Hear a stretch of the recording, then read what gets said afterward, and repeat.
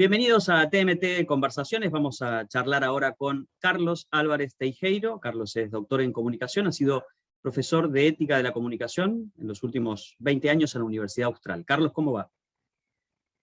Hola, ¿qué tal, José? Muy buenas. Carlos, para empezar y para recordar, cuando hablamos de ética, ¿de qué estamos hablando? ¿Y qué tiene que ver con la moral? Bueno, yo diría que hay que plantear la respuesta como en distintos niveles. Que por una parte, lo que yo distingo siempre es lo que sería la ética general de la ética profesional, también conocida como deontología. Ética general, podríamos dar infinidad de definiciones, pero yo siempre trato de acudir a los primeros que la definieron. Por ejemplo, Aristóteles, es muy conocida su obra Ética Nicómaco. Pocos saben que escribió otra ética, más breve, titulada Ética Eudemo. Y en ambas, lo que viene a decir, e insisto, estamos en el ámbito más filosófico, que la ética tiene que ver con es un saber relacionado con las acciones que nos llevan a la felicidad. Que todos los hombres, diría Aristóteles, quieren por naturaleza ser felices y piensan prudencialmente qué acciones los llevarían a eso.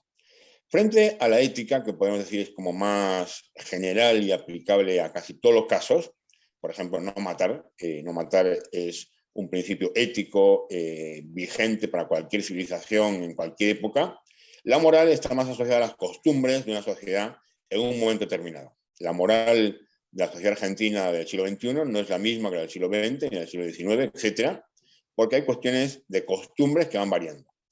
En ese sentido, podemos decir que la moral es un poco más relativa que la ética, que en principio sería como un poco más absoluta. Y después estaría la ética profesional, que es de todos los principios de la ética, cuáles se aplican específicamente a la ética profesional. Por ejemplo, y pasamos a cualquier otra cuestión que te parezca, José, no mentir. No mentir es un principio ético general. Vayamos a la ética profesional, el periodismo. Es decir, ¿es ético mentir para no revelar las fuentes, que es un principio, digamos, sagrado del periodismo, o no mentir, sino ocultar la información sobre las fuentes? Ahí vemos cómo podrían entrar en conflicto la ética y la deontología y cómo la ética profesional va adaptando continuamente los principios éticos generales a la peculiaridad de una profesión, en este caso el periodismo, la publicidad, las relaciones públicas, por decir algunas vinculadas con la comunicación. Y ya que entramos en el terreno de la verdad y la mentira, en unos tiempos en los que, por ejemplo, se habla de posverdad o se habla de desinformación con mayor énfasis que en el pasado, o directamente de noticias falsas, ¿qué lugar crees vos ocupa la verdad o la mentira en esta época que nos toca vivir a nosotros?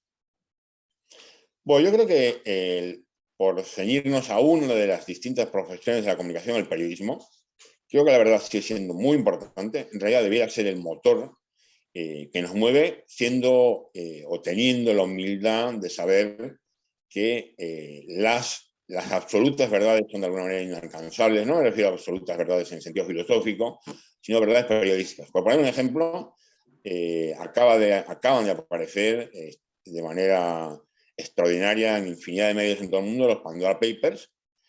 Vamos a saber alguna vez la verdad final sobre quiénes son las personas que tienen cuentas en paraísos fiscales. Sabremos algunos casos, otros no, pero el periodismo tiene que hacer eso. Después existen muchos otros espacios, básicamente las redes sociales, que en los últimos tiempos se han convertido en el centro de las noticias falsas, de las fake news. ¿Puede eso, o mejor dicho, tiene responsabilidad una red social con respecto a eso? ¿Es legítimo que se las controle desde el punto de vista legal?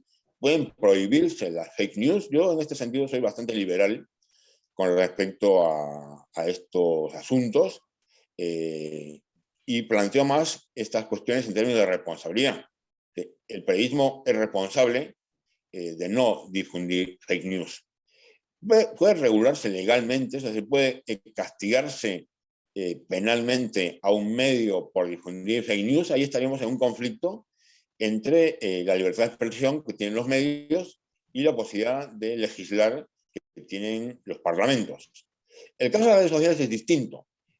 Ahí también habría que hablar de responsabilidad. Es decir, ¿qué responsabilidad tiene Facebook o Instagram o Twitter sobre el control de la información en las redes sociales? Hace poco, perdón, ha habido dos políticos, por citar un ejemplo, dos políticos estadounidenses, una diputada republicana y un senador, cuyas cuentas de Twitter fueron cerradas por Twitter por difundir información antivacuna, teniendo en cuenta que Twitter tiene una política muy explícita de reconocer la conveniencia de la vacuna. Es un ejemplo, digamos, de autorregulación. Yo prefiero eso, la autorregulación, que haya una denuncia penal porque un diputado ha sostenido en un espacio público que la vacuna es contraproducente. O sea, que con respecto a la pregunta, creo que hoy es así, el tema de la posverdad es muy importante. Las noticias falsas han contribuido mucho, venimos de exitosas historias de gestión profesional de las noticias falsas, recordemos el caso de Cambridge Analytics. No pienso que se los pueda regular legalmente, sino que tiene que vincularse más con el ámbito de la autorregulación de los medios o de las empresas de contenidos de medios. Carlos, ¿cómo podemos pensar, y ya vos hablabas de un poco de la ética personal, si se quiere, la ética profesional, imagino que hay una ética social, También. ¿cómo podemos, digamos, hablar de ética en sentido positivo ya, y enfocándonos en la sociedad, en lugar de no mentir, no matar, digamos, no hacer daño de distintas maneras, cómo construir una sociedad mejor a partir de esas buenas costumbres, esas buenas prácticas personales, profesionales, en los distintos ámbitos profesionales y sociales? Bueno, a mí me parece que tanto esta como las anteriores, me parece que son preguntas muy importantes. En Occidente al menos, no se puede generalizar, en Occidente al menos hemos sido educados con un decálogo moral que está enunciado justamente en forma de prohibiciones. No harás esto, no harás lo otro, no robarás, no mentirás. Quizás no está mal como un primer paso educativo, pero me parece que la maduración de la ética personal pasa por ser capaz de reformular las prohibiciones en proposiciones.